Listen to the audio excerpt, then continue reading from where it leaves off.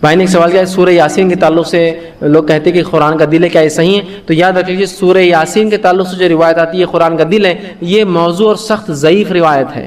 دیگر کچھ صورتوں کی آتی ہے، معوذتین سورہ فلق سورہ ناس کی آتی ہے، سورہ فاتحہ کی آتی ہے، سورہ بقرہ سورہ آل عمران کی آتی ہے، اسی طرح سورہ ملک کی جو ہے فضیلت آتی ہے۔ بلکہ جتنی حدیثیں یا تو موضوع درجے کی ہے جو تو بالکل جھوٹی ہے، ضعیف تو بھی ٹھیک ہے، اس میں اختلاف ہوتا ہے مانے یا نہ مانے، موضوع مطلب جھوٹی روایت ہے۔ دوسرا جو بقیہ روایتیں جو ضعیف کے درجے تک پہنچتی ہے لیکن وہ بھی جو ہے وہ بہت زیادہ ضعیف جداً ہے، بہت زیادہ ضعیف ہے، جو موضوع کے درجات میں چلی جاتی ہے۔ تو اس یاسین قرآن کا دل ہے، یہ ایسی کوئی روایت کوئی حدیث نبی اکرم صلی اللہ علیہ وسلم صحیح سند سے نہیں ہے۔ بقیہ دیگر جو صورتیں میں نے آپ کے سامنے کہی ان کی فضیلت ثابت ہے، سورہ فلق، سورہ ناس، سورہ اخلاص، آیت الکرسی، سورہ بقرہ کی آخری 2 آیتیں، اسی طرح جو ہے سورہ فاتحہ، سورہ بقرہ کی ابتدائی 5 آیتیں، ایسے کہ سورہ ملک اس کے اندر آیا، تو ان کی فضیلت باقیہ کی فضیلت ایسی نہیں ملتی ہے۔ سورہ یاسین کے تعلق سے ایک فضیلت جو بیان کی جاتی ہے کہ یہ قرآن کا دل ہے، یہ ثابت نہیں، یہ واضح کر دوں۔ سورہ یاسین قرآن کا دل ہے بول کر جو روایت آتی ہے وہ صحیح درجے کی نہیں ہے کوئی، تو لہٰذا یہ فضیلت تو سورت کی نہیں ہے۔ رہا موتا کے وقت اس کو پڑھنا یا قبر پر پڑھنا یا دفناتے وقت پڑھنا یا اس کے بعد قبر پر جب بھی گئے پڑھنا، اس کی کیا حقیقت ہے؟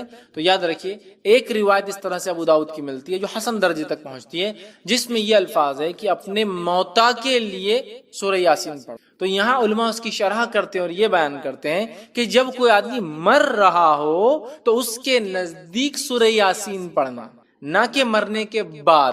لیکن موتا کیوں کہا؟ موتا اس لیے کہا کہ اس کی جان اب نکل رہی ہے، مطلب اب وہ سکرات کی حالت میں، ٹھیک ہے، اب وہ مرنے ہی والا ہے۔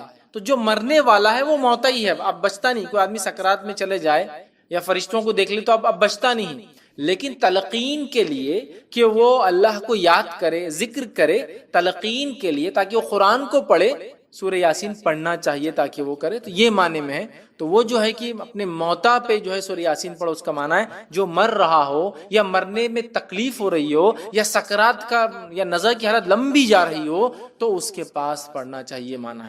لیکن اس کا ہرگز معنی یہ نہیں ہے کہ مرنے کے بعد دفناتے وقت یا قبر پہ دفنانے کے بعد یا جب بھی قبر پہ جایا جائے سورہ یاسین پڑھے، چونکہ حدیث میں نہ بولے موت، تو موت سے مراد یہ جو مر رہا ہو، جانکنی میں ہو، سکرات ہو، تکلیف ہو موت کی، تو تب ایسے شخص کے بازو تاکہ وہ یاد کرے، سنے، دہرائے، پڑھے، اللہ کا ذکر کان میں جائے، اس کے لیے آپ سورۃ الیاسین وہاں پڑھ سکتے ہیں، ٹھیک ہے۔ تو بہرحال یہ تو اس کی ایک فضیلت میں کہوں گا، یہ ایک بات ثابت ہے اس کے تعلق سے، لیکن باقی دیگر بہت سارے فضائل کہ اس کو جمعہ کے دن اتنے بار پڑھے تو یہ فضیلت، آدھی رات کو پڑھے تو اتنی فضیلت، 11 بار پڑھے، 21 بار، 40 بار، 40 دن، 21 دن، پتہ نہیں کیا کیا لوگوں نے مان لیے، یہ ثابت نہیں ہے۔ ہاں جو مر رہا ہے اس کے پاس آپ پڑھ سکتے ہیں، اور اسی طرح قرآن کی تلاوت میں تو یہ آتا ہی رہیں گا بہرحال، تو آپ تب پڑھ سکتے ہیں۔ اور اس سورہ یاسین میں بڑے اچھے واقعے یاد رکھیے، اور سورہ یاسین کے اندر اللہ رب العزت فرماتا ہے کہ اس سورت کے ذریعے اپنے اطراف کے لوگوں کو جو زندہ ہے محمد صلی اللہ علیہ وسلم ڈراؤ، کہ سورت کے ذریعے، سورہ یاسین کے ذریعے اپنے اطراف زندہ لوگوں کو ڈراؤ۔ لیکن کتنی عجیب بات ہے نا، اسی سورت کو لے کے لوگ اکثر اپنے مردوں کو ڈراتے ہیں۔ کیا کہا کہ اس سورت کے ذریعے، چونکہ تمہارے اس پر یہاں نبی نہیں آیا، اس قوم کے اندر ایک لمبا عرصہ گزر گیا، ان کے اندر کوئی ڈرانے والا نہیں ہے، تو اس صورت کے ذریعے اپنے اطراف کے زندوں کو ڈراؤ۔ اور ہم اس صورت کے ذریعے اپنے مردوں کو ڈراتے ہیں، خبروں میں پڑھتے ہیں، کبھی اس کا معنی، اس کا مفہوم نہیں جانتے کہ سورۃ الیاسین جس کے بارے میں پتہ نہیں کتنے فضائل لوگوں نے بنا لیے جو کہ ہے بھی نہیں، کم از کم مانتے ہو اتنے ہیں تو کم از کم پڑھ کے تو دیکھو کیا کہتی ہے، کیا پیغام، کیا میسج، کیا سندیش لی ہوئی یہ صورت۔ بہرحال تو قرآن سے بڑا ہمارا عجیب حال ہے، بس فضائل کی حد تک موجود ہے، کبھی زندگیوں میں بیمار ہو جائے تو گھول کے کھانے پینے لٹکانے کے لیے موجود ہے، لڑائی ہو جائے تو قسم کھانے کے لیے لاؤ بیچ میں ہاتھ رکھتا قرآن پر قسم کھاتا، اس کے لیے موجود ہے۔ لیکن میرے بھائیوں جو اس کا اصل فائدہ تھا وہ تھا کہ اس قرآن کی ہم ایمان لانے کے بعد تلاوت کریں، یہ کیا کہنا چاہتا ہے، چونکہ ہماری زبان عربی نہیں، اس کو سمجھیں، اس کے پیغام کو سمجھ کر دوسروں پہنچائے، زندگی میں اپنے عمل میں لائے اور اس تک پہنچے، اس کے حقوق ہے، کچھ رائٹس ہیں۔ تو بہرحال یہ تو ہم نے چھوڑ دی، اور باقی سارا تو سورۃ الیاسین دل ہے، یہ ثابت نہیں ہے۔ سورۃ الیاسین کو میت خرید تو یہ فائدہ، وہ سورت کو اتنی بار وہ کر لے تو اس کا یہ فائدہ، یہ کام اتنی بار کر لے، یا یہ سورت یہ آیت کو پڑھ لے تو فلاں فائدہ، جو کہ ثابت نہیں ہے۔ دیکھیے قرآن یقیناً مومنوں کے لیے شفا ہے، جیسے کہ اللہ رب العزت نے خود قرآن نے بیان کیا، وَنُنَزِّلُ مِنَ الْقُرْآنِ مَا هُوَ شِفَاءٌ وَرَحْمَةٌ لِّلْمُؤْمِنِينَ، کہ ہم نے قرآن کو نازل کیا جس کے اندر شفا اور رحمت ہے مومنوں کے لیے۔ تو قرآن نے تو خود واضح کر دیا اس میں شفا بھی ہے اور رحمت بھی، لیکن وہ شفا کیسے حاصل کرے اور رحمت کیسے ملے، یہ میں اور آپ تو نہیں طے کر سکتے نا، یہ تو جس نے نازل کیا، جس کا کلام ہے اللہ، وہ بتائے۔ یا جس پر نازل ہوا محمد رسول اللہ صلی اللہ علیہ وسلم وہ بتائے. لیکن ہمارے پاس اتنے فضائل مختلف صورتوں کے ہم نے خود ایجاد کر لی. اچھا یہ عجیب و غریب بات ہے، جس کے فضائل ثابت ہے وہ غائب ہے، جس کے ثابت نہیں ہے وہ ایسے دھڑلے سے چالو، اسی کو انتہا نہیں. اب کوئی یہ سوال کر سکتا ہے بھائی قرآن تو ہے نا، قرآنی آیت تو ہے نا، قرآن کی سورے ہے نا، تو کیا ہوا پڑھ لیے تو، کیا ہوا گنتی طے کر لیے تو، کیا ہوا فکس تعداد بنا لیے تو، کیا ہوا ایک دن فکس کر لیے تو. میرے بھائی ایک دوا جب ڈاکٹر لکھتا ہے تو وہی بتاتا ہے کہ اس کا استعمال کیسے کیا جائے. میں دوا ہی تو ہے نا، ہے طریقہ بھی بتا جائیں. تو قرآن ہے یقیناً شفا ہے، رحمت ہے، برکت ہے، مغفرت ہے، دنیا اور آخرتی کامیابی ہے. لیکن یہ کامیابی کے لیے، یہ شفا، یہ رحمت، یہ برکت، یہ مغفرت کے لیے مجھے اور آپ کو اس کتاب کو ویسے ہی فالو کرنا پڑے گا جیسے بتایا گیا. خاص طور سے فضائل کے معاملے میں مسلمان بڑے کمزور نظر آتے ہیں. مانا یہ فضائل کے معاملے میں عمل سب سے زیادہ ہوتا ہے. کمزور کس معنی میں کہ گھڑ لیے گئے ہیں، خود ایجاد کر لیے ہیں، سیلف جو ہم نے بنا لیے ہے کہ بھائی یہ فائدہ ہے قرآن کا. فضائل مطلب فائدہ. تو اب یہ تو یا تو قرآن بتائے میرا یہ فائدہ، یہ تو حدیث. تو بہت ساری قرآنی صورتوں کو ہم لوگوں نے خود بنا لیا ہے کہ اس کے یہ فضائل ہیں، اس کے یہ فوائد ہیں، اس کے یہ بینیفٹس ہیں، اس کے یہ ثمرات ہیں.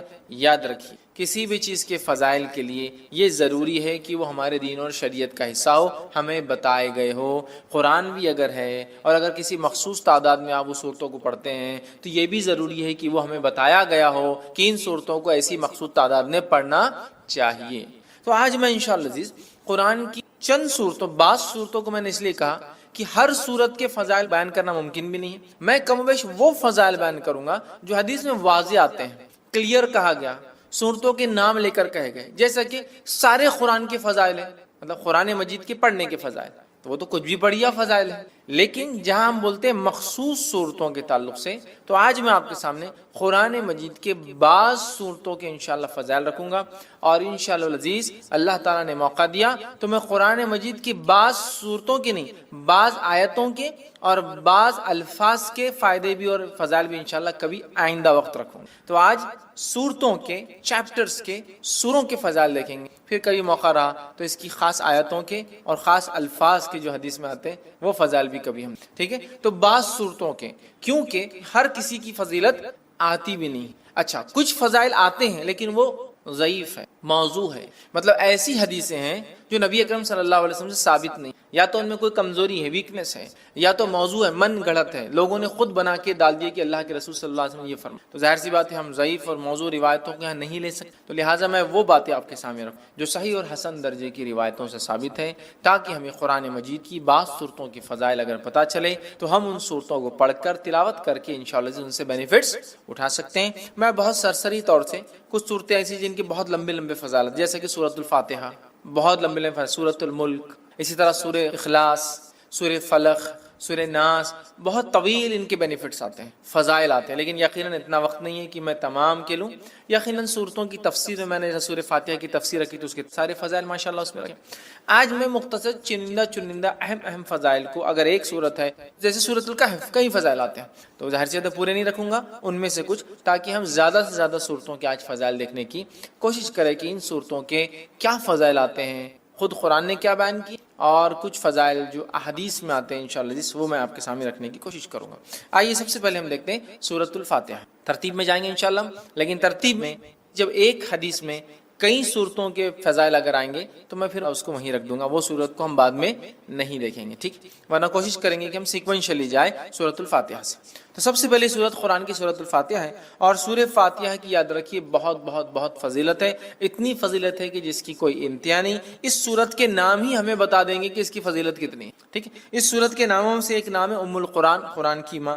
ایک نام ہے سبا مسانی، 7 بار بار پڑھی جانے والی آیت ہے. ایک نام ہے قرآن عظیم، مطلب خود سورہ فاتحہ کو بڑا قرآن کہا گیا ہے.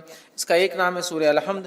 اسی طرح سورۃ الشکر، سورہ الدعاء، سورہ الشافیہ، سورہ الکافیہ، سورہ کنز، شفا والی، کافی ہو جانے والی، خزانہ، ٹھیک ہے، دعا، تعریف، الحمد، کئی نام اس کے آتے ہیں، ان کے نام ہی خود بتاتے ہیں اس سورت کے کتنے سارے فضائل۔ اور فاتحہ اس لیے کہا جاتا ہے کہ اس سے قرآن شروع ہوتا ہے۔ فاتحہ افتتاح سے لفظ آتا ہے، اس کا مطلب فتح مطلب کھلنا، اوپننگ، تو چونکہ قرآن اس سے کھلتا ہے اسی لیے اس کو سورہ فاتحہ کہا جاتا ہے، قرآن اس سے شروع ہوتا ہے۔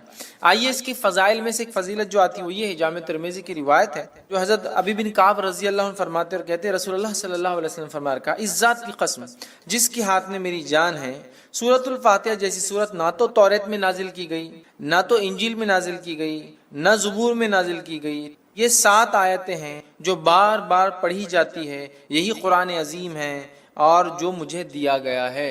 تو یہاں دیکھیے سورۃ الفاتحہ کی فضیلت میں جو آپ بیان کریں، ایک ایسی سورت ہے جو اس سے پہلے نہ توریت میں نازل ہوئی، نہ زبور میں نازل ہوئی، نہ انجیل میں نازل ہوئی، ٹھیک ہے، اور یہی 7 مثانی ہے۔ مطلب قرآن نے کہا نا وَلَقَدْ آتَيْنَاكَ سَبًّا مِّنَ الْمَثَانِي وَالْقُرْآنِ الْعَظِيمِ، اے نبی ہم نے آپ کو 7 بار بار پڑھی جانے والی آیتیں، سَبًّا مِّنَ الْمَثَانِي وَالْقُرْآنِ الْعَظِيمِ، اور ایک بڑا قرآن دیا۔ جب پوچھا گیا یہ 7 بار بار پڑھی جانے والی آیتیں اور قرآن عظیم کیا ہے تو کہا سورہ فاتحہ۔ سورہ فاتحہ قرآن کہا گیا، قرآن عظیم بڑا قرآن کہا گیا اسے، کتنے فضائل، تو کہا نہ اس سے پہلے یہ توریت میں نازل ہوئی، نہ زبور میں، نہ انجیل، کتنی بڑی فضیلت ہے۔ اور امت محمدیہ کو ہی صرف یہ سورت دی گئی ہے، اس سے پہلے نہیں دی گئی تھی۔ کتنے فضائل ہے سورت کے، اس سے میں سمجھتا ہوں ہم اندازہ لگا سکتے ہیں۔ اسی طرح جو ہے تمام جسمانی جو ہے عوارض کے لیے سورہ فاتحہ پڑھ کر دم کرنا شفا کا باعث، تمام جسمانی کوئی تکلیف انسان کو سورۃ الفاتحہ کو پڑھ کر دم کیا جا سکتا ہے۔ اس کے تعلق سے بخاری کی روایت ہے، ابو سعید خدری رضی اللہ عنہ فرماتے ہیں اور کہتے ہیں کہ ہم لوگ جو ہے سفر میں تھے اور ایک جگہ جو ہے پڑاؤ ڈالا تو ایک لڑکی آئی اور کہنے لگی اس قبیلے کے سرداروں کو بچھو نے جو ہے کاٹ لیا ہے، کیا آپ میں سے کوئی ہے جو اس کو جھاڑ پھونک کرے گا، بچھو کے زہر کو اتارے گا؟ پڑھنے سے، رقیہ کرنے سے، کسی چیز کو دم کرنے سے بچھو کا زہر کیسے اترتا ہے؟ کوئی آدمی سوچ سکتا نا؟ اور حدیث میں آتا ہے کہ بچھو کا زہر سورہ فاتحہ سے اتارا گیا، ٹھیک ہے، بہرحال میں حدیث رکھتا ہوں پھر اس کی تفصیلات سمجھاتا ہوں۔ تو کوئی ہے جو اس کا علاج کر دے، کوئی دم پھونک کرنے والا ہے، ایک آدمی جو ہے اس کے ساتھ جو ہے چل دیا، مطلب صحابہ میں سے ایک آدمی ان کے ساتھ جو چل دیا، حالانکہ اس نے کبھی نہیں اس کے بارے میں سنا تھا کہ یہ دم کرتا ہے، ٹھیک ہے۔ جب دم کرنے والا پلٹ کر واپس آیا تو اس سے پوچھا گیا کہ تم دم کرنا جانتے بھی ہو؟ دم سمجھتے ہیں؟ پڑھ کر ایسا پھونکنا کہ تھوڑا تھوک اڑے دم، تو کیا تم جانتے بھی ہو دم کیا ہوتا ہے؟ تم نے کر کے آیا یا یوں ہی کہہ دیا کہ مجھے دم آتا ہے ویسے چلے گئے اٹھ کر؟ ٹھیک ہے، اس نے کہا نہیں، میں نے تو بس سورہ فاتحہ پڑھی اور پھونک مار دی، ٹھیک، سورہ فاتحہ پڑھی اور پھونک مار دی اور اس کو شفا ہو گئی۔ اب آپ کوئی سوچ سکتا آدمی کہ بچھو نے کاٹا، زہر ہے، اور آپ پھونکنے کی بات کر رہے ہیں، ٹھیک۔ تو آج جدید سائنس اس طرف بڑھ چکی ہے کہ لیکوڈز کے اندر خود کی سمجھنے کی صلاحیتیں ہوتی، معلوم آپ کو؟ پانی کے تعلق سے ایک اسٹڈی آئی ہے کہ پانی پہ جب کچھ کلمات پڑھے جاتے ہیں تو پانی اپنے مالیکولز کو ریسٹرکچر کرتا ہے، معلوم؟ مطلب اس کو جب کچھ پڑھا جاتا ہے، جیسے ایک آدمی بسم اللہ کہہ کر پڑھے گا تو پانی اپنے آپ کو ریسٹرکچر کرے گا، معلوم؟ وہ آپ کے انسٹرکشنز کو سمجھ سکتا ہے۔ اب یہ الگ بات ہے کہ ابھی یہ اب ایک سائنٹیفک، ابھی اس کے لیے فیکٹس ایک لمبا وقت ہے، بٹ ابھی ہم کو پتہ چل رہا ہے جو سائنس آج کی بتا سکتی ہے، لیکوڈز جو ہوتے ہیں ان میں اپنی انڈرسٹینڈنگ ہوتی ہے اور وہ ریسٹرکچر کر سکتے، ری ڈیزائن کر سکتے اپنے آپ کو، سامنے والا کیا پڑھ رہا ہے۔ اگر اسی بات کو ہم ذہن میں رکھیں، جو آج ایک ابتدا ہے اس فیلڈ کی، ہو سکتا ہے آگے بہت ساری باتیں ہمارے سامنے آئے، یہ ابتدا ہے، تو ہمیں پتہ چلتا ہے زہر بھی قسم کا لیکوڈ ہے جو اندر جا رہا ہے۔ جب اللہ کا کلام پڑھ کے انسٹرکشنز مل رہے ہیں تو وہ ایکٹ کرتا ہے، اس پہ ریئیکٹ کرتا ہے، ریسٹرکچر کر سکتا ہے اپنے آپ کو، جو زہر ہے وہ شفا میں بھی تبدیل ہو سکتا ہے۔ واللہ عالم، یہ تو ابھی ابتدا ہے، آگے آگے دیکھیے جو ہے سائنس دنیا کیا کیا ثابت کرتی ہے جو اسلام نے پہلے ہی بتا دیا ہے نا۔ آج بہت ساری تھراپی جس میں صرف پھونکا جاتا ہے اور سہلایا جاتا ہے، دیکھا آپ نے؟ مساج خالی پھونکتے ہیں اور ایسا ایسا ہوتا ہے، ملتے ہیں، صرف مساج نہیں، یوں ملیں گے، سر پہ ہاتھ پھیریں گے، باڈی پہ ہاتھ پھیریں گے اور بولتے ہیں اس سے علاج ہو۔ مطلب جرمنی میں ایک سائنٹسٹ ہے، وہ پاگلوں کا یا لوگوں کا علاج کرتا ہے جن کو مرگی وغیرہ کی بیماری، ایپیلیپسی وغیرہ ہوتی ہے، اور وہ ان کو، حالانکہ نان مسلم ہے، کرسچن ہے، تجوید کے ساتھ قرآن پڑھاتا ہے اور اس کی تجزیے کے مطابق، اس کے ایکسپیریمنٹس کے مطابق وہ کہتا ہے اللہ لفظ کو جو تجوید کے ساتھ پراپرلی برابر ادا کیا جائے ایسا آدمی پاگل نہیں ہوتا۔ وہ مسلمان نہیں ہے لیکن اس کی تھراپی کہتی ہے کہ یہ لفظ کو صحیح بولنے سے مینٹلی آدمی اچھا رہتا ہے، سبحان اللہ، ٹھیک ہے۔ تو بہرحال تو زہر کا اتارا ہے، اس لیے میں نے کہا کہ جسمانی بیماریوں کا اس کے اندر علاج ہے۔ اسی طرح سورۃ الفاتحہ کی ایک فضیلت یہ ہے، جادو، جن، مرگی یا کسی پر سایہ یا کسی چیز کا اثر ہو، بیماری اگر کسی انسان کو ہو اور صبح اور شام جو ہے 3 مرتبہ سورہ فاتحہ پڑھ کر دم کی جائے تو اس کو شفا مل جائے۔ جادو، کوئی اثر، آصف جس کو کہتے ہیں، ٹھیک ہے، مرگی، ایپیلیپسی، اس جیسی کوئی بھی بیماری ہو انسان کو، اگر سورۃ الفاتحہ صبح اور شام 3 مرتبہ پڑھ کے دم کی جائے تو اس کو فائدہ ہوتا ہے۔ جس کے تعلق سے ابو داؤد کی روایت ہے، ایک لمبا واقعہ ہے، خارجہ بن سلت رضی اللہ عنہ کا جو اس کے راوی وہ کہتے ہیں کہ ان کے چچا نے روایت کیا کہ وہ ایک سفر میں تھے اور وہ ایک جگہ سے گزرے جہاں ایک آدمی کو لایا گیا جو زنجیروں میں جکڑا ہوا تھا، مطلب اس کو باندھا ہوا تھا رسیوں وغیرہ میں۔ لوگوں نے کہا یہ پاگل ہے اور تم محمد صلی اللہ علیہ وسلم کے ساتھی ہو اور تم محمد صلی اللہ علیہ وسلم کے ساتھ رہے ہو، کچھ ایسا پڑھو کہ اس انسان کو شفا ہو جائے۔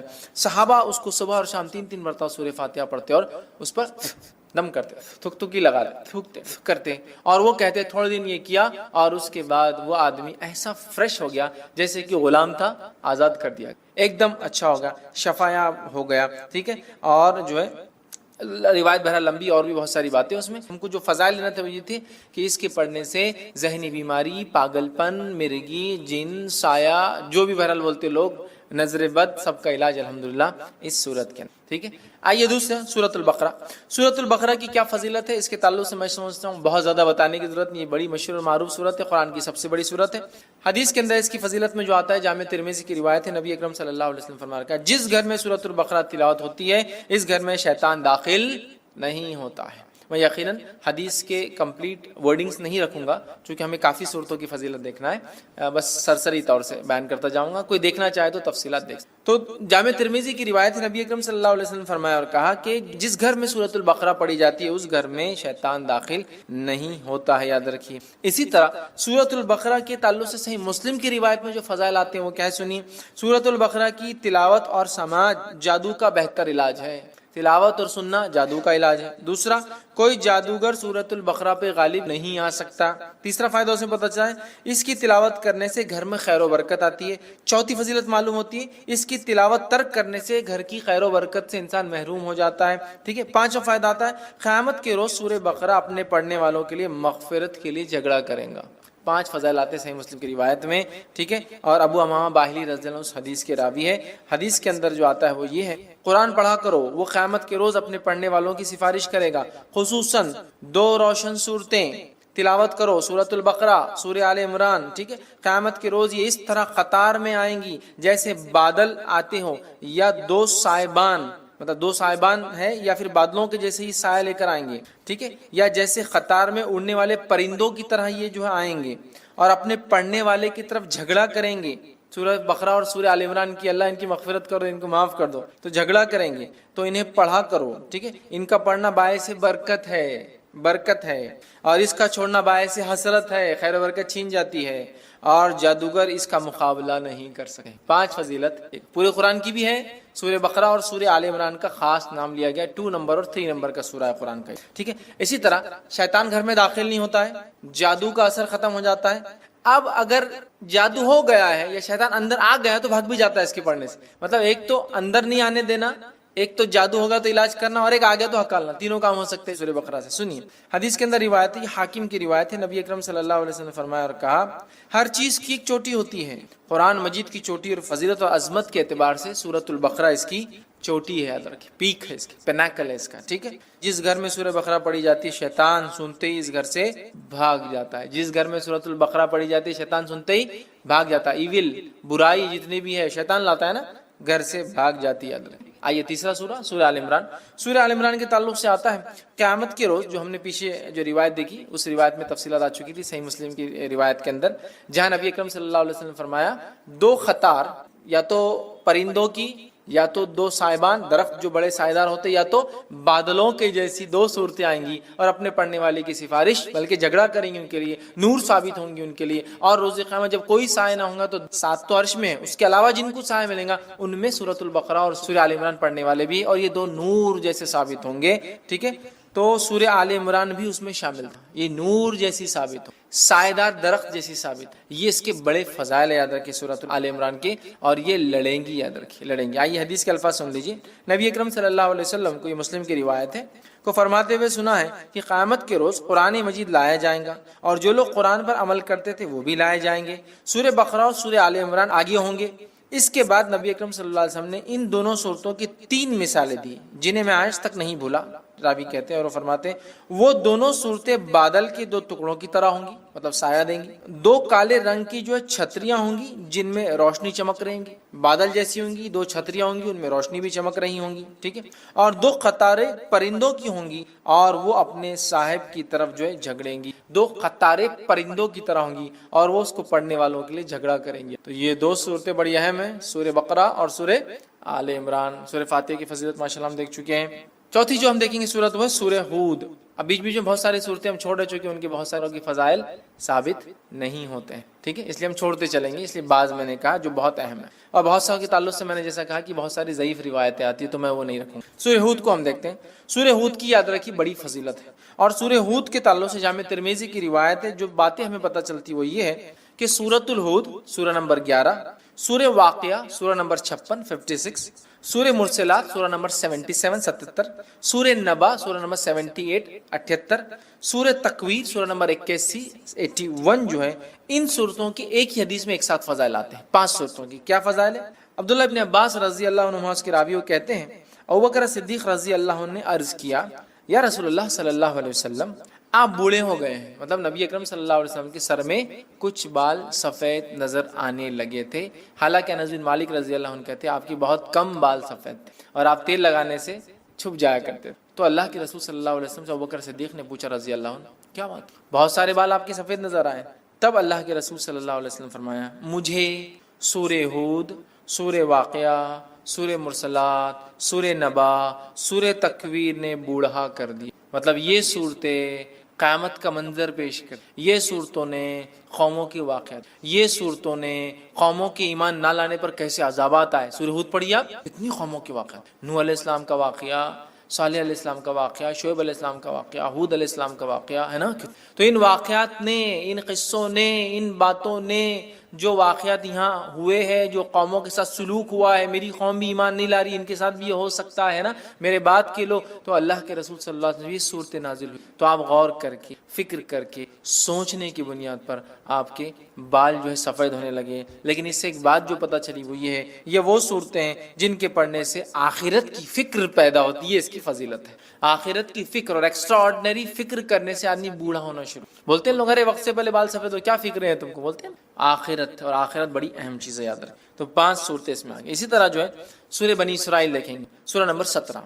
سورہ بنی اسرائیل کے تعلق سے یاد رکھیے یہ بڑی اہم صورت ہے, اور نبی اکرم صلی اللہ علیہ وسلم کے تعلق سے جامع ترمذی کی روایت ہے. یوں آتا ہے, عائشہ رضی اللہ عنہا فرماتی اور کہتی ہے نبی اکرم صلی اللہ علیہ وسلم اس وقت تک نہیں سوتے تھے جب تک سورہ بنی اسرائیل اور سورہ الزمر, سورہ الزمر, سورہ بنی اسرائیل سورہ نمبر 17, سورہ الزمر سورہ نمبر 39 39, سورہ الزمر کی تلاوت نہیں کر لیتے تھے. نبی اکرم صلی اللہ علیہ وسلم نہیں سوتے جب تک کہ 2 صورتوں کی تلاوت نہ کرتے, سورہ بنی اسرائیل, ٹھیک ہے, یا سورہ اسراء سورہ نمبر 17, اور دوسرا آپ فرماتی اور کہتی سورہ الزمر, سورہ زمر سورہ نمبر 39 39 نمبر کا. یہ 2 کی جب تک تلاوت نہ کرتے جب تک آپ سوتے نہیں تھے, ٹھیک ہے. تو اس سے پتہ چلا نبی اکرم صلی اللہ علیہ وسلم جس صورت کی تلاوت کر کے سو رہے ہیں یقیناً وہ صورت بڑی اہمیت کی بڑی بڑی بڑی حامل ہے, ٹھیک ہے. تو یہ 2 صورتوں کے تعلق سے آتا ہے کہ آپ سونے سے پہلے اس کو تلاوت کیا کرتے ہیں. آئیے آگے بڑھتے ہیں. سورہ نمبر 18 سورہ کہف دیکھتے ہیں. سورہ کہف بڑی مشہور اور معروف صورت ہے. صرف اگر اتنا کہہ دوں کہ نبی اکرم صلی اللہ علیہ وسلم نے تاکید کی کہ جمعہ کو پڑھا کرو ایوری فرائیڈے, تو میں سمجھتا ہوں اتنا ہی ہمارے لیے کافی. بٹ اس کے کئی فضائل آتے ہیں الحمدللہ.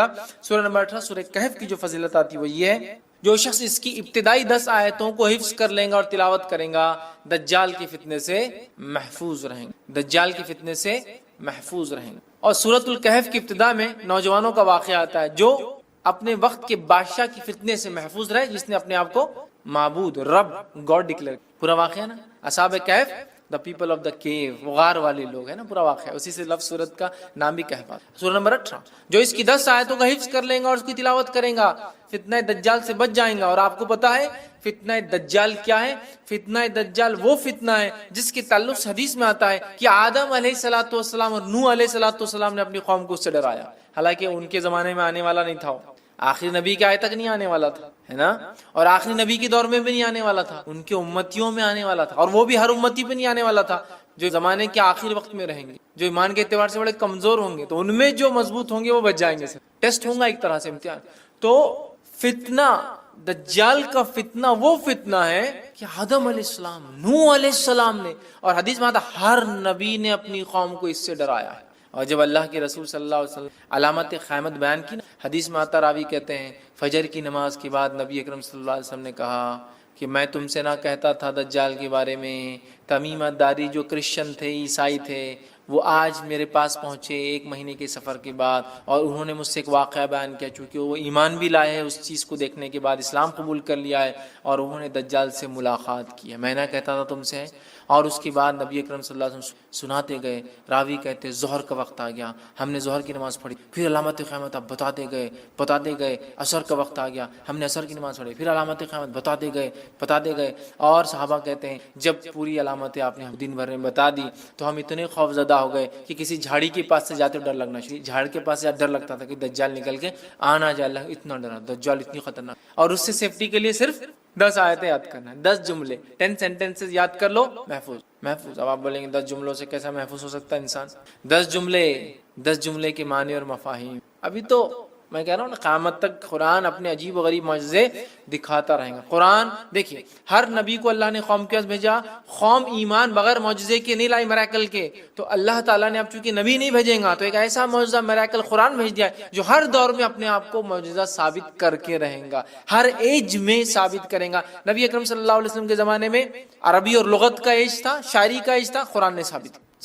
اس کے بعد کے زمانوں میں فلسفوں کو لوگوں نے آگے کیا، قرآن نے ثابت کیا۔ آج سائنس اور ٹیکنالوجی قرآن ثابت کرتا ہے، کل کوئی اور دور ہوگا قرآن وہاں بھی اپنے آپ۔ تو اس کی 10 آیتیں سورۃ الکہف کی، صحیح مسلم کی روایت ہے، ابو درداء رضی اللہ عنہ فرماتے اور کہتے ہیں رسول اکرم صلی اللہ علیہ وسلم فرمایا، جس نے سورہ کہف کی پہلی 10 آیتیں یاد کر لی وہ فتنے دجال سے محفوظ کر لیا گیا۔ یاد کرو، سمجھو اس کو، اس کے معنی مفہوم پہ غور کرو، فتنے دجال سے انشاءاللہ ہم بچ جائیں گے، ٹھیک ہے۔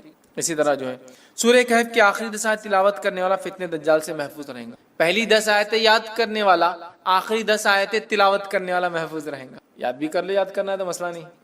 اور کچھ علماء لکھتے ہیں ہو سکتا ہے دونوں سے فائدہ، واللہ عالم، چونکہ طبرانی کی روایت میں الفاظ اس طرح سے، ابو سعید خدری رضی اللہ عنہ راوی وہ کہتے ہیں رسول اللہ صلی اللہ علیہ وسلم فرمایا، جس نے سورۃ الکہف کو اس طرح پڑھی جس طرح نازل ہوئی تو وہ اس کے لیے قیامت کے روز نور ہوں گی، مکہ سے لے کر جس جگہ وہ رہتا وہاں تک کے لیے نور، انڈیا سے وہاں پڑھے تو وہاں تک اتنا بڑا نور رہے گا، جس جگہ سے مکہ تک اتنا بڑا نور اس کے لیے ثابت ہوگا۔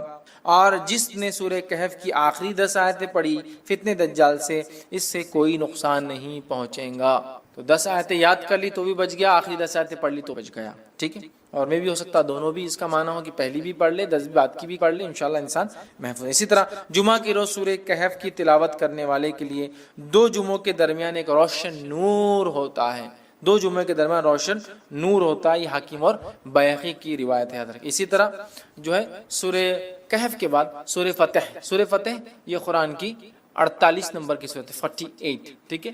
سورہ فتح کے تعلق سے جو ہے آپ صلی اللہ علیہ وسلم فرمایا اور کہا کہ دنیا و ما فیہا کی ہر نعمت سے زیادہ یہ سورت مجھے، دنیا اور اس میں جو کچھ ہے اس سے زیادہ مجھے یہ سورت محبوب ہے، پسندیدہ ہے، میں اس کو چاہتا ہوں۔ کیوں؟ بخاری کی روایت ہے، ہم جانتے ہیں سورہ فتح نازل ہوئی تھی، اس کی ابتدا جب حدیبیہ 6 ہجری کا واقعہ ہے، عمرے کے لیے صحابہ اور اللہ کے رسول صلی اللہ علیہ وسلم گئے، مشرکین نے آنے نہیں دیا، ایک ٹریٹی سائن ہوئی، ایک پیکٹ سائن ہوا، صلح سائن ہوئی، دستخط ہوئی، جس کو صلح حدیبیہ کہتے ہیں۔ اور صحابہ پریشان تھے، دل میں تھوڑے سے ملال کر رہے تھے کہ ہم جنگ لڑتے ان سے، ہم کو آنے نہیں دیتے۔ اللہ کے رسول صلی اللہ علیہ وسلم لیکن امن کو پسند کیا جنگ کے مقابلے میں، تو اللہ رب العزت نے جب یہ ہو گیا تو اللہ نے فرمایا انا فتحنا لک فتحا، اے نبی ہم نے آپ کو کامیابی دی کھلی کر۔ صحابہ وہ خوش ہو گئے کہ ہم کو تو دنیاوی لگ رہا تھا، ہم تو معاہدہ کر کے پیچھے رہ گئے، قرآن کہہ رہا ہے فتح مبین ہے۔ تو آپ سے فرما رہے اس سے زیادہ مجھے کوئی صورت پسند نہیں ہے۔ اس کے تعلق سے ایک طویل لمبا واقعہ ہے۔ عمر ابن خطاب رضی اللہ عنہ نے اللہ کے رسول صلی اللہ علیہ وسلم نے ایک مسئلہ پوچھا، بخاری کی روایت۔ یہ مسئلہ کب پوچھا؟ جب آپ نبی اکرم صلی اللہ علیہ وسلم تھوڑی سی پہلے بحث کر چکے تھے۔ واقعہ معلوم ہے نا؟ حضرت عمر رضی اللہ عنہ آئے، اللہ کے رسول صلی اللہ علیہ وسلم نے کہا کہ اللہ کے رسول صلی اللہ علیہ وسلم کے ہم حق پر نہیں ہیں۔ آپ نے کہا تو ہم لڑتے کیوں نہیں، کیوں صلح ہو رہی ہے؟ آپ سے خاموش۔ پھر گئے ابوبکر صدیق رضی اللہ عنہ کے پاس، کا مسئلہ کیا ہے؟ ہم حق پر نہیں ہے تو کہا ہے، پھر لڑتے کیوں نہیں؟ ابوبکر صدیق خاموش رہے، کہ اللہ کے رسول خاموشی اختیار کی نا، مل گیا نا جواب۔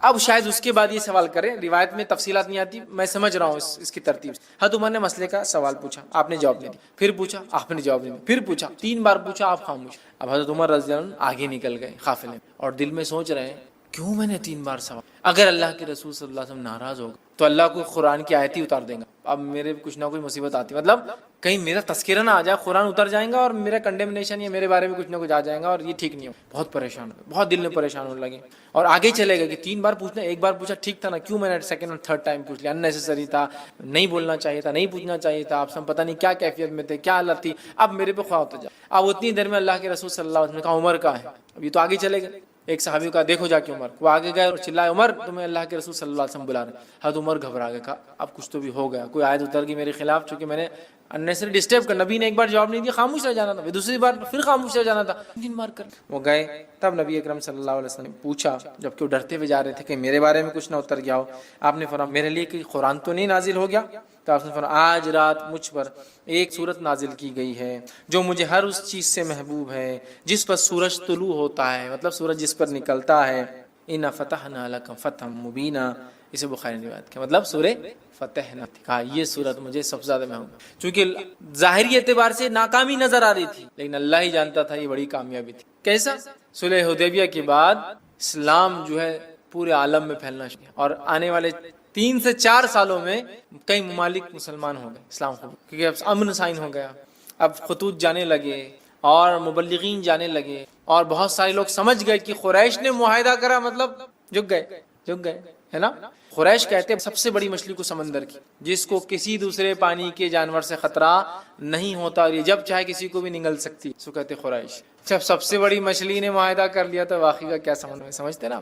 قریش کا معاہدہ آٹومیٹک سگنل تھا کہ اب محمد صلی اللہ علیہ وسلم ان کے ساتھی کوئی معمولی لوگ نہیں رہے۔ ایک زمانے میں جن کو مسئلہ اور کچلا اور قتل کیا گیا، اب یہ وہ لوگ ہیں جن کی عزت اور اکرام کرنا ہماری مجبوری۔ حدیبیہ سائن ہوئی نا ٹریٹی، بہرحال تو آپ نے کہا مجھے پسند ہے۔ اسی طرح سورہ ملک، سورہ نمبر 67 سورہ ملک کی بھی یاد رکھیے، بڑی جو ہے فضیلت جو ہے آتی ہے، اور اس کے فضائل میں یاد رکھیے آتا ہے جو نبی اکرم صلی اللہ علیہ وسلم کے تعلق سے آتا ہے کہ آپ نے فرمایا، جامع ترمذی کی روایت، حدیث کے الفاظ جابر رضی اللہ عنہ فرماتے اور کہتے ہیں کہ اللہ کے رسول صلی اللہ علیہ وسلم اس وقت تک نہ سوتے جب تک سورہ علم تنزیل مطلب سورہ سجدہ کو علم تنزیل بھی بولتے ہیں، اس کی ابتدا جو ہے علم تنزیل سورہ سجدہ سورہ نمبر 32، اور تبارک الذی بیدہ الملک سورہ نمبر 66، سورہ ملک سورہ تبارک الذی نہ پڑھتے جب تک نہ سوتے، سورہ سجدہ سورہ نمبر 32 اور سورہ ملک سورہ نمبر 67۔ اب کوئی آدمی سن سکتا سورہ بنی اسرائیل اور سورہ زمر ایک جگہ آ رہا ہے، بہت بڑی صورتیں ہیں، 17 اور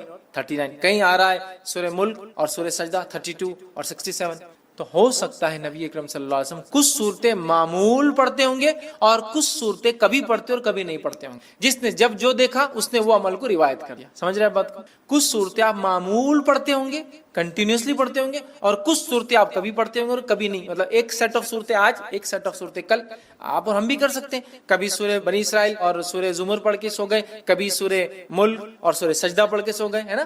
اور آپ سے کچھ صورتیں مسلسل مکمل اور ہمیشہ، سورہ اخلاص، سورہ فلق، سورہ ناس، چھوٹی چھوٹی ہمیشہ۔ تو یہ آپ کا معمول الگ الگ وقتوں میں رہا ہوں گا، اور دیکھنے والے نے جب دیکھا اس نے وہ بات آپ کی روایت کر دی، یا واللہ عالم آپ سب ایک ساتھ کرتے ہوں گے، واللہ عالم، اللہ ہی بات، ٹھیک ہے۔ تو بہرحال اس میں آتا ہے کہ آپ 2 صورتیں، مطلب الف لام میم تنزیل، ٹھیک ہے، مطلب یہ سورہ سجدہ اور اس کے بعد تبارک الذی الملک سورہ نمبر 67 پڑھ۔ سورہ ملک کو آپ صلی اللہ علیہ وسلم فرماتے اور کہتے ہیں، حاکم کی روایت ہے، عبداللہ ابن مسعود رضی اللہ عنہ کے راوی کہتے ہیں سورہ ملک تبارک الذی بیدہ الملک عذاب قبر سے رکاوٹ ہے۔ آپ سے روز پڑھتے اور یہ عذاب قبر سے رکاوٹ ہے، آڑ ہے، ڈیفنس ہے میرا اور آپ کا، یاد رکھیں۔ اسی طرح جو ہے سورہ ملک قیامت کے روز اپنے پڑھنے والوں کے لیے سفارش کریں گی، یہ ابن ماجہ کی روایت، سورہ ملک سفارش کریں گی، یاد رکھیے، حتیٰ کہ وہ جھگڑا کریں گی اور اس پڑھنے والے کو بخشا کر لے جائیں گی، خبر میں بھی بینیفٹ، آخرت میں بینیفٹ۔ سورہ ملک تبارک الذی بید الملک، ٹھیک، وہو علی کل شیء، یہ آپ پڑھیں گے، اس کی یہ فائدے۔ اسی طرح سورہ ملک پڑھنے والے کی مغفرت کے لیے قیامت کے روز اللہ تعالیٰ سے یہ سورہ جھگڑا کریں گی اور جنت میں لے جائیں گی، عذاب قبر سے محفوظ رکھیں گی، آخرت میں اللہ تعالیٰ سے جو ہے مجادلہ کریں گی، جھگڑا کریں گی، اور جنت میں بھی لے جائیں گی اپنے پڑھنے والے کو، ٹھیک۔ یہ جو ہے طبرانی کی روایت میں کہ جنت میں لے جائیں، بہت ہی جو ہے اہم صورت ہے۔ اس کے تعلق سے ایک بات جو آتی ہے، ابن کثیر رحمہ اللہ نے اپنی تفسیر میں سورہ ملک کی اس کو روایت کیا، وہ روایت اس طرح سے، سورہ ملک خود پڑھنی چاہیے اپنے بیوی بچوں کو، حتیٰ کہ اپنے پڑوسیوں کو بھی اس کی پڑھنے کی تلقین کرنا چاہیے، اور صحابہ ایسا کرتے تھے، خود پڑھتے تھے، اپنے بیوی بچوں کو بولتے تھے، اور اڑوس پڑوس میں بولتے تھے سورہ ملک پڑھا کرو بھائی، سورہ ملک پڑھا کرو، سمجھ رہے ہیں؟ ہمیں بھی کرنا چاہیے۔ اسی طرح آگے بڑھتے ہیں، سورہ نمبر 76 سورہ جو ہے دہر یا سورہ انسان، 76 سورہ دہر، اس کی انشاءاللہ دیکھتے فضائل۔ روایت صحیح مسلم کی ہے، رسول اکرم صلی اللہ علیہ وسلم جمعہ کے روز فجر کی نماز میں سورہ سجدہ اور سورہ دہر کی تلاوت کرتے ہیں۔ سورہ دہر سورہ نمبر 76 اور سورہ سجدہ سورہ نمبر 32 کی آپ صلی اللہ علیہ وسلم فجر کی نماز میں تلاوت کرتے تھے، ٹھیک ہے۔ اور جمعہ کے روز، جمعہ کے دن جب آپ فجر پڑھاتے تو ان دو صورتوں کی اس میں جو ہے آپ صلی اللہ علیہ وسلم تلاوت کیا کرتے تھے۔ اسی طرح صحیح مسلم کی ہی روایت میں الفاظ اس طرح سے آتے ہیں، عبداللہ ابن عباس رضی اللہ عنہ اس کے راوی فرماتے ہیں، رسول اللہ صلی اللہ علیہ وسلم جمعہ کے روز نماز فجر کی پہلی رکعت میں سورہ سجدہ، دوسری رکعت میں سورہ دہر کی تلاوت فرماتے، اور اسی طرح جمعہ کی نماز میں سورہ جمعہ اور سورہ منافقون کی تلاوت کرتے۔ جمعہ کی فجر میں یہ دو، اور جمعہ کی نماز میں، جمعہ کی جو نماز ہوتی ہے اس میں خاص نماز میں آپ سورہ جمعہ سورہ نمبر 62 62 اور سورہ منافقون سورہ نمبر 63 63 آپ پڑھا کرتے ہیں۔ تو ظاہر سی بات ہے اللہ کے رسول صلی اللہ علیہ وسلم کا یہ سلیکشن بہت امپورٹنٹ، کچھ نہ کچھ مقصد ہے اس کے بھی، تو یہ اس کی فضیلت ثابت۔ اسی طرح نبی اکرم صلی اللہ علیہ وسلم کے تعلق سے آتا ہے کہ آپ جو ہے مسبحات پڑھے بغیر نہیں سوتے۔ مسبحات کس کو کہتے ہیں؟ مسبحات یہ 7 قرآن کی صورتیں ہیں جن کی ابتدا اللہ کی حمد و ثنا یا تسبیح سے شروع ہوتی ہے۔ جیسے فار ایگزامپل، مثال کے طور پہ سورہ نمبر 17 سورہ بنی اسرائیل، سبحان الذی اسری بعبدہ، سبحان۔ مسبحات وہ صورتیں جن کی فرسٹ آیت میں اللہ کی حمد و ثنا اور تسبیح ہے، سمجھ رہا؟ مسبحات اس کو کہتے ہیں، ٹھیک ہے۔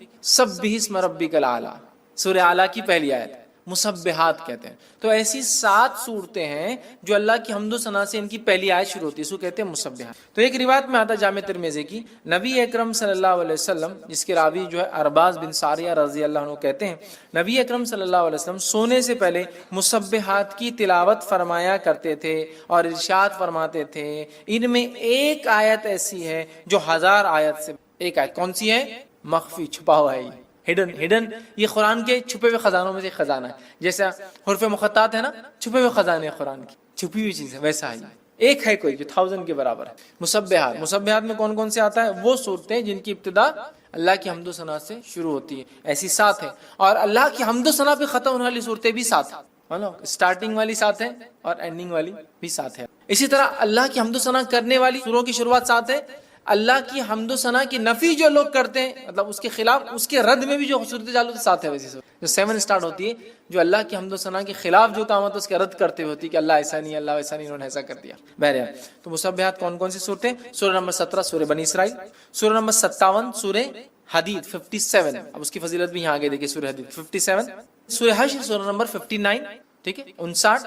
اسی طرح جو ہے سورہ صف سورہ نمبر 61، ٹھیک ہے۔ اسی طرح جو سورہ جمعہ سورہ نمبر 62، سورہ تغابن سورہ نمبر 64، اور اسی طرح سورہ اعلیٰ سورہ نمبر 87۔ یہ 7 صورتیں جو مسبحات ہیں، آپ صلی اللہ علیہ وسلم یہ 7 پڑھ کر سویا کر۔ 17، 57، 59، 61، 62، 64 اور 87، یہ اتنی صورتیں پڑھ کر نبی اکرم صلی اللہ علیہ وسلم سویا کر۔ آئیے آگے بڑھتے ہیں۔ اسی طرح سورہ تکویر سورہ نمبر 81 کے تعلق سے ہم دیکھتے ہیں، سورہ تکویر کے تعلق سے نبی اکرم صلی اللہ علیہ وسلم فرماتے ہیں، یہ جو ہے جامع ترمذی کی روایت آپ نے فرمایا، جو شخص اپنی آنکھوں سے قیامت کا منظر دیکھنا پسند کرتا ہے وہ سورہ تکویر، جو شخص اپنی آنکھوں سے قیامت کا منظر دیکھنا پسند کرتا ہے وہ سورہ تکویر سورہ نمبر 81 پڑھے، سورہ انفطار سورہ نمبر 82 پڑھے، اور سورہ انشقاق سورہ نمبر 84 یہ 3 صورتیں پڑھے، اس کے سامنے قیامت کا منظر ظاہر ہو۔ جو شخص قیامت کا منظر اپنی آنکھوں سے دیکھنا چاہتا ہے وہ 3 صورتیں پڑھے، پہلا سورہ تکویر سورہ نمبر 81، دوسرا سورہ انفطار سورہ نمبر 82، اور تیسرا سورہ انشقاق سورہ نمبر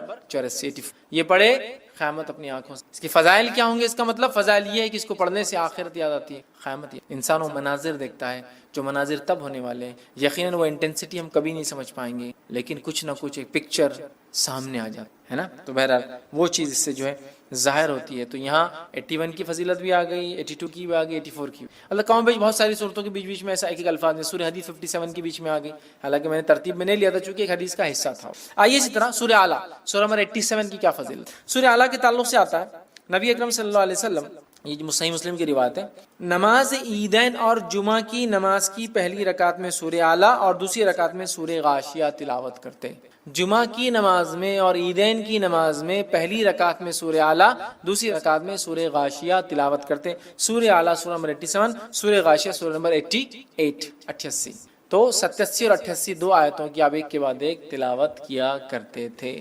کتنی اہم بات ہے نا, کتنی اہم فضیلت ہے. اندازہ لگایا کہ آپ صلی اللہ علیہ وسلم اس کو تلاوت کیا کرتے تھے جمعہ اور عیدین کی پہلی رکعت میں سورہ اعلیٰ, دوسری رکعت میں سورہ غاشیہ. ہمیں بھی چاہیے اس کی تلاوت کرے. عموماً ہم دیکھتے ہیں بہت سارے لوگ کرتے بھی ان صورتوں کی تلاوت جمعہ کی نماز میں اور عیدین کی نماز, تو اس سے بھی اس کی فضیلت پتہ چلتی ہے. اسی طرح جو ہے نماز وتر کی پہلی رکعت میں نبی اکرم صلی اللہ علیہ وسلم سورہ اعلیٰ پڑھتے ہیں. زیادہ تر پہلی رکعت میں سورہ اعلیٰ پڑھتے, دوسری رکعت میں سورہ کافرون پڑھتے, تیسری رکعت میں سورہ اخلاص پڑھتے. ٹھیک ہے, تو اس سے بھی اس کی فضیلت پتہ چلتی ہے سورہ اعلیٰ کی, کہ آپ صلی اللہ علیہ وسلم اس کو نماز میں پڑھا کرتے تھے, یاد رکھیے. اور خاص طور سے سورہ غاشیہ سورہ نمبر 88 اس کی فضیلت آ گئی کہ یہ بھی نبی اکرم صلی اللہ علیہ وسلم جمعہ اور عیدین کے نماز میں اس کو تلاوت کرتے تھے. اسی طرح جو ہے سورہ نمبر 109 سورہ جو ہے الکافرون, اس کی فضائل بھی دیکھتے ہیں. ایک مرتبہ سورہ الکافرون پڑھنے کا ثواب 1/4 قرآن پڑھنے کے برابر ہے. جیسا سورہ اخلاص کو ایک مرتبہ پڑھنے کا ثواب 1/3 قرآن پڑھنے کے برابر ہے, سورہ کافرون کے پڑھنے کا ثواب 1/4 مطلب پاؤ قرآن پڑھنے کے برابر ہے. کیوں؟ اس لیے کہ سورہ کافرون میں کفر کا رد ہے, کفر کا رد ہے نا. مطلب ہم جن چیزوں کی عبادت اللہ کے علاوہ دنیا میں ہوتی ہے سب کا انکار کرتے ہیں اور کہتے ہیں قل یا اہل لا اعبد ما, میں اس چیز کی عبادت نہیں کرتا ہوں جس کی, سمجھ. تو ہم کیا کر رہے ہیں, ڈینائل کر رہے ہیں, انکار کر رہے ہیں ان تمام چیزوں کی جن کی عبادت اللہ کے ساتھ یا اللہ کے علاوہ ہوتی ہے دنیا. تو سورۃ الکافرون کی فضیلت ہے. حدیث کے الفاظ عبداللہ ابن عباس رضی اللہ عنہ, اور حدیث کے راوی جامع ترمذی کی روایت, آپ نے فرمایا کہا کہ سورہ اخلاص 1/3 قرآن کے برابر 1/3 آف دا قرآن کے برابر ہے, اور سورہ کافرون 1/4 1/4 قرآن کے برابر ہے. یاد رکھیں. تو یہاں اس کی فضیلت آتی ہے. اسی طرح جو ایک فضیلت اس کی جو آتی ہے وہ یہ ہے کہ روایت کے اندر یہ الفاظ ہے کہ نبی اکرم صلی اللہ علیہ وسلم کی خدمت میں جو ہے فروا بن نوفل رضی اللہ عنہ حاضر ہوئے اور کہا اللہ کے رسول صلی اللہ علیہ وسلم مجھے کوئی ایسی چیز بتائیے جو میں سوتے وقت پڑھوں, سوتے وقت جو چیز میں پڑھوں. تو نبی اکرم صلی اللہ علیہ وسلم نے فرمایا قل یا الکافرون پڑھو, یہ شرک سے بری کر دیتی. کیا کرو تم, قل یا ایھا الکافرون پڑھو سونے سے پہلے, یہ تم کو شرک سے بری کرے. چونکہ آپ جو چیزیں ہیں جن کی عبادت اللہ کے ساتھ یا اللہ کے علاوہ ہوتی ہے ان کا انکار کرتے ہیں. تو گویا ایک آدمی سورہ کافرون پڑھ کے جب سوتا ہے شرک سے برات کر کے, نفرت کا اظہار کر کہ میں بری ہوں جن چیزوں کی عبادت تم اللہ کے علاوہ, جن چیزوں کو تم ایسوسیٹ کرتے ہو اللہ کے ساتھ, میں ان سے بری ہو کر سو. تو ایک صحابی کو آپ نے فرمایا رات میں سوتے وقت کیا پڑھنا چاہتے ہو, سورۃ الکافرون پڑھ کر تم سو. اسی طرح طبرانی کی روایت میں آتا ہے کہ علی رضی اللہ عنہ فرماتے ہیں کہ دوران نماز نبی اکرم صلی اللہ علیہ وسلم کو ایک بچھو نے کاٹ لیا. آپ نماز پڑھ, اور طبرانی کی روایت میں آپ کو ایک بچھو نے کاٹ لیا. جب آپ صلی اللہ علیہ وسلم نماز سے فارغ ہوئے تو بچھو کو آپ نے مارا اور کہا اللہ کی لعنت ہو بچھوؤں پر, یہ نبی اور غیر نبی کس کو بھی نہیں چھوڑ. اللہ کی لعنت ہو بچھو پر, یہ ایک ایسا جانور ہے یہ نبی اور غیر نبی کسی کو نہیں چھوڑ, سب کو ڈس لیتا ہے, اس میں تمیز ہی نہیں اس کے اندر. پھر آپ صلی اللہ علیہ وسلم نے پانی اور نمک منگوایا اور دونوں کو ملا کر, پانی اور نمک کو ملا کر اس پہ ملا, زخم پر اس کو ملا, اور ساتھ میں سورہ کافرون اور معوذتین پڑھ کر دم کی. سورہ کافرون سورہ نمبر 109 اور معوذتین سورہ نمبر 113 اور 114 پڑھ کر دم زخم پہ دم کیا, پڑھ کے پھونکا. اس نمک اور پانی خصوصیت رکھتا ہے کہ زہر کے اثر کو کم کرے, زخم کو بھرے جو بچھو کاٹنے سے ہوا. اور پڑھنے سے یاد رکھیے جب سورہ کافرون اور سورہ فلق اور سورہ ناس پڑھ کے آپ نے دم کیا تو اثر کم. ایک روایت میں آتا ہے کہ آپ نے سورہ اخلاص, سورہ فلق اور سورہ ناس پڑھی. ٹھیک ہے, تو اس میں ہم یہ کہہ سکتے چونکہ دونوں روایتیں صحیح ہے, ہو سکتا ہے ایک واقعے پہ آپ نے یہ پڑھا ہو یا ایک واقعے پہ آپ نے یہ پڑھا ہو, اللہ عالم جو بھی ہو. چونکہ ایک روایت میں اخلاص اور معوذتین اور ایک میں کافرون اور معوذتین الفاظ. ٹھیک. اسی طرح جو ہے جامع ترمذی کی روایت ہے بیت اللہ شریف کا طواف کرنے کے بعد 2 رکعت نماز سے پہلے نبی اکرم صلی اللہ علیہ وسلم پہلی رکعت میں سورہ کافرون اور دوسری میں سورہ اخلاص پڑھتے. طواف کر لیا آپ نے, پھر آپ مقام ابراہیم کے پاس جاتے ہیں, جو 2 رکعت پڑھتے ہیں تو نبی اکرم صلی اللہ علیہ وسلم کا طریقہ رہا سننا، ضروری نہیں کسی کو نہ یاد ہو تو کوئی مسئلہ نہیں، پہلی رکعت میں سورہ کافرون اور دوسری رکعت میں سورہ اخلاص آپ پڑھا کرتے ہیں، ٹھیک ہے؟ تو اس سے بھی پتہ چلتا ہے اس کی اہمیت۔ نسائی کی روایت ہے 3 وتر کی نماز میں نبی اکرم صلی اللہ علیہ وسلم پہلی رکعت میں سورہ اعلیٰ 87 سورہ نمبر، دوسری رکعت سورہ کافرون 109 109 اور تیسری رکعت میں سورہ اخلاص 112 نمبر کا سورہ پڑھا کرتے تھے وتر میں، 3 رکعت وتر جب آپ نماز پڑھتے تھے۔ آئیے آگے بڑھتے ہیں، سورہ نمبر 112 سورہ اخلاص کے فضائل۔ سورہ نمبر 112 سورہ اخلاص ہے، اور میں سمجھتا ہوں اسے کتنے فضائل ہے، اسی کوئی انتہا نہیں، اس لیے کہ اس سورت کا نام بتاتا ہے اخلاص۔ اخلاص کا معنی ہوتا ہے پیور، خالص، بغیر ملاوٹ کا۔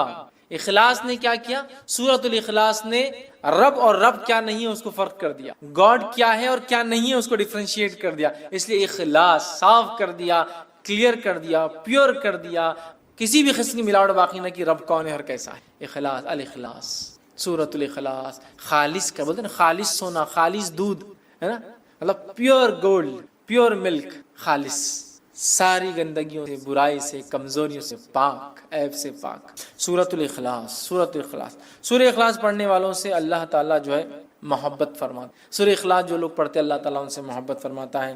مسلم کی روایت ہے، ماں عائشہ رضی اللہ عنہا فرماتی اور کہتی ہے کہ اللہ کے رسول صلی اللہ علیہ وسلم نے ایک شخص کی قیادت میں لشکر بھیجا، مطلب ایک شخص کی قیادت میں، لیڈرشپ میں ایک بٹالین، ایک لشکر جو ہے آپ نے بھیجا۔ وہ صاحب جب نماز پڑھاتے تو اپنی قرأت میں سورہ اخلاص پر ختم کرتے، مطلب جب بھی نماز پڑھاتے جو ختم کرتے نماز تو اینڈنگ سورہ اخلاص، مطلب اگر ایک سورہ پڑھا تو دوسرا سورہ اخلاص آخر میں ہوتا ہی تھا، اینڈنگ سورہ اخلاص۔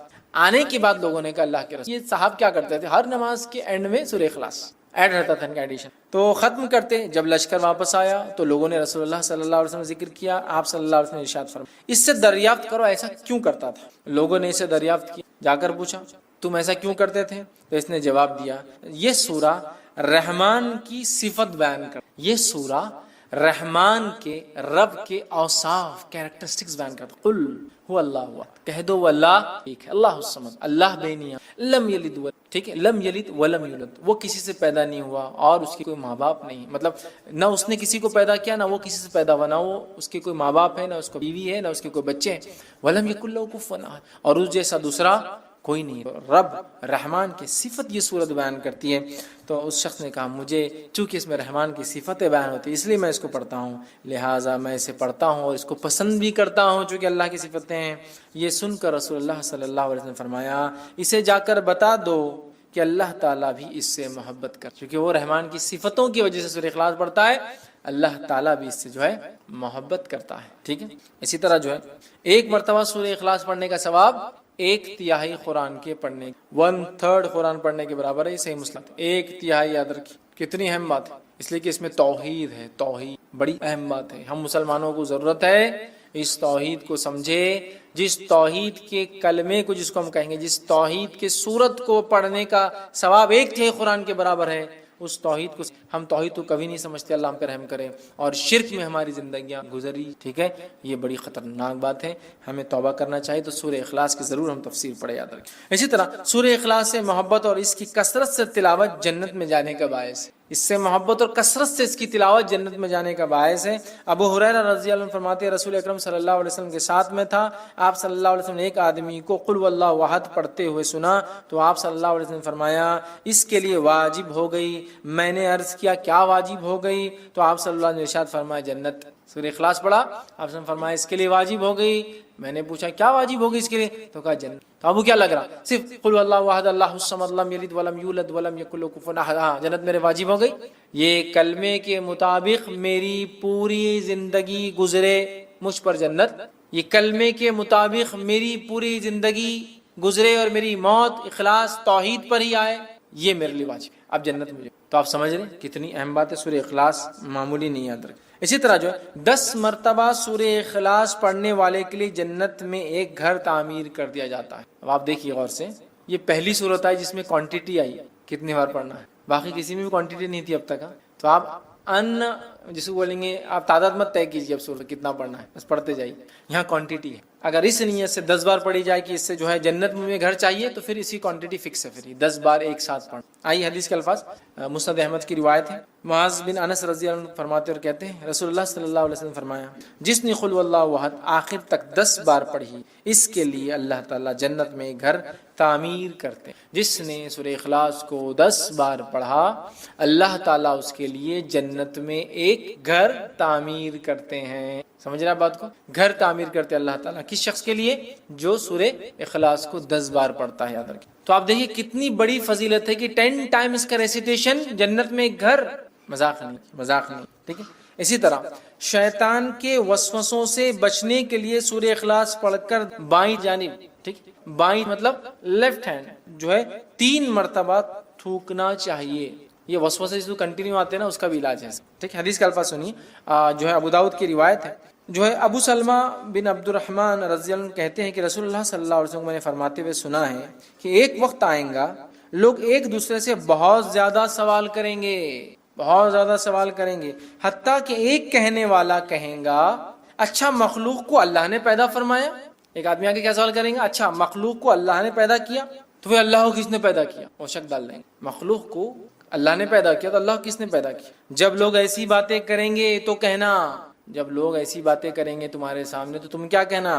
اللہ احد اللہ الصمد لم یلد ولم یولد ولم یکن لہ کفوا. خطرناک وسوسہ ہے نا. اللہ کو کس نے پیدا کیا؟ ٹھیک ہے. یہ پڑھ لینا.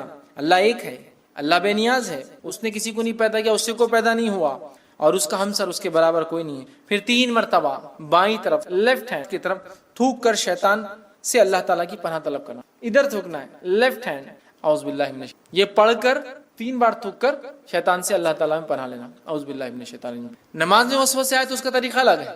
نماز میں وسوسے ہے اعوذ باللہ من الشیطان الرجیم ادھر تھوکنا ہے لیفٹ ہینڈ. اور اللہ تعالیٰ کی ذات میں وسوسہ ڈال رہا ہے غیر نماز میں تو اللہ احد اللہ الصمد لم یلد ولم یولد ولم یکن لہ کفوا احد ادھر تھوکنا ہے لیفٹ ہینڈ. تو یہ نکل جاتا ہے. اب ایک چیز چونکہ میں نے بول دیا ہوں تو اب اس کو کچھ نہ کچھ لاجیکل آپ کو کچھ آنسر دیتا ہوں بات سمجھنے کی. اللہ کو کس نے پیدا کیا؟ لوگ سوال کرتے ہیں. بہت سارے ایتھیسٹ وغیرہ ایسے لوگ ہم سے بھی کر سکتے دعوتی فیلڈ. ٹھیک ہے. یا وہ لوگ جو اللہ کو نہیں مانتے ہیں، گاڈ کو نہیں مانتے، کریٹر کو نہیں. میں ایک ایگزامپل دے کے بات سمجھاتا ہوں. اگر کوئی بول رہا ہے کہ بی کو کس نے پیدا کیا تو ہم کہہ رہے سی. تو سی کو کس نے پیدا کیا تو ہم کہہ رہے ڈی. تو ڈی کو کس نے پیدا کیا تو ہم کہہ رہے ای. کوئی نہ کوئی تو فرسٹ ہوگا جس کو کسی نے نہیں پیدا کیا ہوگا. ورڈ نیچرل ہے. آپ کتنا بھی لمبا جائیے جانے کے بعد ایک سرٹن پوائنٹ پہ آ کے آپ کو یہ بات تو ماننا پڑے گی کوئی ایک تھا جو بغیر بنائے بنا ہے. دیکھیں اللہ کو کس نے پیدا کیا، اس کو کسی نے پیدا کیا تو اس کو کس نے پیدا کیا، پھر اس کو تو بات تو وہی چاہ کے پھر جو فرسٹ ہے پھر وہی ہوگا اس کو کس نے پیدا کیا. کوشچن تو اینڈلیس ہے. تو ہم کہہ رہے ہیں جو نہیں پیدا ہوا اللہ ہے اور جس سے سب کچھ پیدا ہوا وہ اس کی مخلوق ہے. ختم.